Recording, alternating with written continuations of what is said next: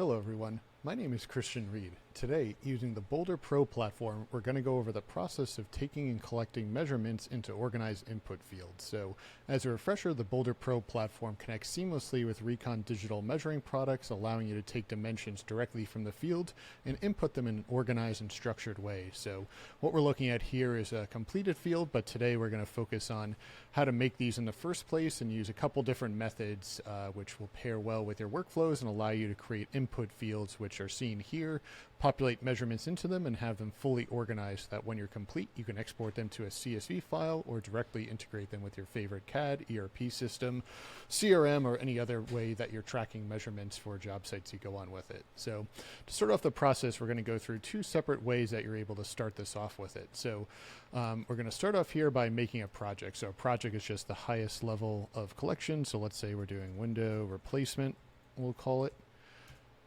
Click save there, and then you see we have a job. A job is where all the data is going to be stored in a particular project. So for this, and again, we can add folders as well, so whatever level of hierarchy we want to add to it. And in this case, we're going to go through two different methods for creating input fields for collecting windows on it. So the first one I'm going to label here as CSV Import job to show how we're able to take a CSV or Excel file to create input fields. And then we're going to create a second job, and we'll call this template job. And in this one, we're going to use templates to create a set of input fields correlating to windows that we're going to measure with it. So again, no right or wrong way to do this. I'm demoing now on the desktop running in the web browser, but this also works, runs, and connects seamlessly with mobile devices and tablets as well with it, which we'll go over a little later in the conversation. So again, where this is useful, and again, everyone has seen these before, these paper measuring jobs where I'm taking a series of measurements, writing them down on a piece of paper, it's all scribble scrabble, and then someone has to go back later to take critical dimensions, actually write them down with it. So everyone's seen these forms before with it. They're generally pretty disorganized, relying on someone's handwriting and rely on someone actually going back to the office and typing them into a spreadsheet, where with the BOLDR platform, we're going to directly input them and save that step in the process with it. So for the CSV import job, I'm going to switch over here to Google Sheets and see here that, this is a pretty typical form, doesn't matter what format it's in, but to show two different ways for doing it. The first, we're going to take the information from here and put it into the BOLDR platform. So what I'm going to do here, or if I'm using in Microsoft Excel, I'm going to go to let's see, export, download. In this case, I believe it's called export on Excel, but we're going to export into a CSV file with it. So what that's going to allow us to do is now go back to the BOLDR platform. We'll go to our CSV job, and to start it off, you can see we only have one group here, which we're going to delete just because we're going to use only the ones that we import from the CSV file. And to start off our job, we're going to create a series of inputs. So it'll make a little more sense in a second. Oops, wrong one. Add CSV files. So now I'm going to find the CSV file that I just downloaded, put it in here, click import. Oops, let's refresh that. Try that again. Windows to measure. Wrong file format. There we go. So I'm going to go here, click import, as these are all fields I want to import. The first one, I'm going to select group title. So this is what I want each group to be called. And if you remember our spreadsheet, that'll mean there'll be a group named Dining Room 1, Dining Room 2, and so on with it. So that's the first set. And then the second two, I want to be measurement input fields. So this is going to correlate to each group as it is here. So I'm going to have Dining Room 1. I'm going to create a length and width input on it. So both of those will be set on there. We map them out. You can see it's green. We click Finish Import right up here. It's going to import them, and then you see we created all of our input fields, which is a little bit easier to visualize in the board view with it. So you can see here how streamlined this process is of taking the measurements, and now each of these are input fields, and essentially work is fill in the blanks. So now if I'm in the field and my job or responsibility is to actually go through and import these, it's pretty simple. So I'll hold up the phone here to the camera. You can see all these input fields are created on my mobile device with it, and it's really as simple as clicking input field to get started with it. So let's say this first one is the length or width that I'm capturing with it. Hit the save button on my T1 Tomahawk, and you can see instantly it's saved not only to my mobile device if you reference down here with it. So let's say we're getting the width, hit the save button on the T1 Tomahawk, and it populates in real time between my mobile device and on the computer with it. So really streamlined way to collect measurements. You can be in the office on your desktop viewing these while you have your team in the field actually capturing the dimensions. Go here, I can see who took the measurement, what device it came from, what time it was, if they add any notes to it that maybe there is some as-built conditions of, hey, there's some molding in the way, there's a different deduction that's needed for it. So there's a lot of flexibility you have in here. And again, everything is captured in real time with it. So I can take photos on my phone, share them on here with it. So a very streamlined way to do it. So that's CSV Import, and you can see how simple it is to start a job there. The second one, if we go back to our window replacement project, we just demoed the CSV Import job. It's now to do the template job. So template job, same thing. We'll start off, we'll delete this just because we don't need this section. But for here, rather than using a spreadsheet, we'll make a template. So what a template is going to allow us to do is create a form that can be used over and over again with it. So we can import as many copies as possible, and maybe this isn't a case where we don't know what to expect on the job site. Someone has to go out there and, based on a number of windows, create a series of inputs based on it, but don't want to type it out each time with height and so on with it. So we're going to call this window template, and once you make a template, you only need to make it once. You can use it forever. Anyone in your company or organization can use it as well with it. So this is going to be a template to measure standard windows. So again, if we have different kinds of windows that need different dimensions, we can certainly do that as well with it.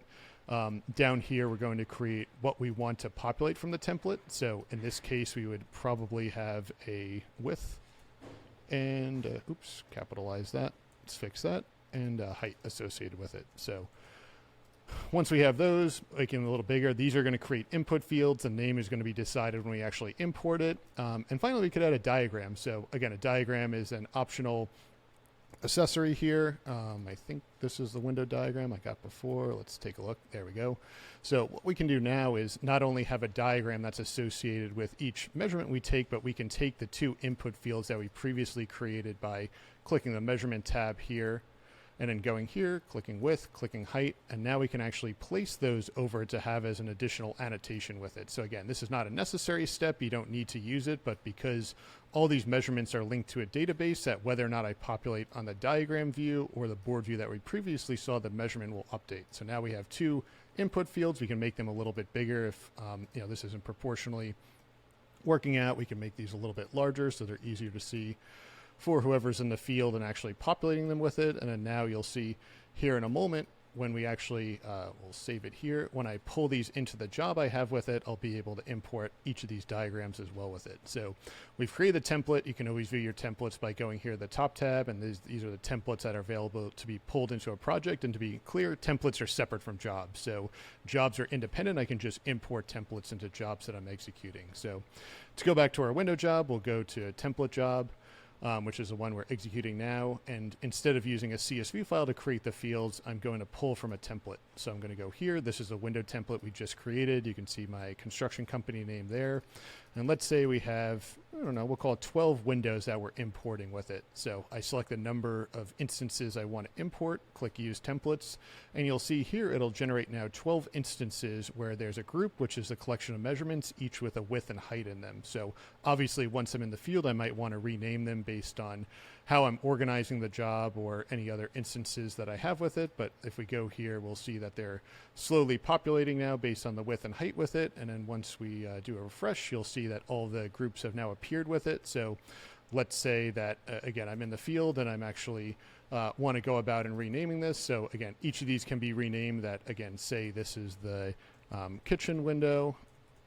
This is dining room and so on with it. So of course, all these can be relabeled depending on what your needs or desires are with it. But same thing, now I've created my view. I can view it in both board view and table view based on the names I have in width and height input field for each of these. And again, if I switch back over to my phone now and go to template job, you'll see that these fields are reflected in real time with it. So if I click width, so let's say I'm taking the width of the first window, hit the save button on my T1 Tomahawk, you can see how streamlined of a process it is. So I'll try to hold both up here to the webcam in the corner and show that the moment I hit the save button, I'm not only populating on my phone over Bluetooth, but anyone who has an internet connection can view them in real time. So you can see how quick of a process it is to go from measurements to actually saved. And again, I can be in the office, entered 0 for that one.